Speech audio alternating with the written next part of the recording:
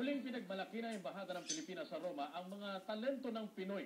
Patunay rito ang mini-concert ng Philippine Magical Singers na bantog sa buong mundo.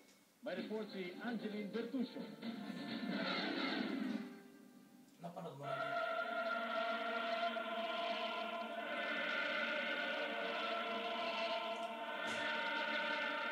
Maging ang mga banyaga ay bumilib sa husay ng Philippine Madrigal Singers.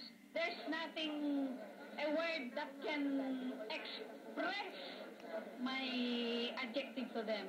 Excellent. Ang lalamunan nila ay mas maganda pa sa organ, simula sa pinakamababa hanggang sa pinakamataas, ibang klase at saka ibang talento. Standing ovation ang sagot ng mga manonood sa bawat kanta ibinahagi ng Philippine Madrigal Singers. This is meaningful for us and this is historical for the group. And we are very happy na madami pong nagpuntahan.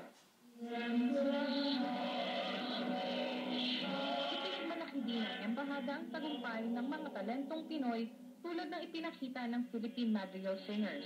The success of this event is a product of, first, incredible Filipino talent.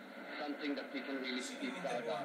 We were the instrument to show the world the real talent of the Philippines.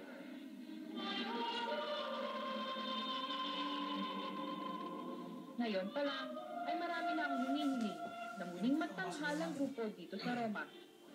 Ang pagtatanghal na ito ng Philippine Madrigal Singers ay isa lamang patunay sa galing ng mga Pilipino sa larangan ng pagkanta. Isang talentong dapat ipagmalaki hindi lamang sa Pilipinas, pati na rin sa buong mundo. Para sa Balitang Europe, Angeline Bertuccio, Rome, Italy.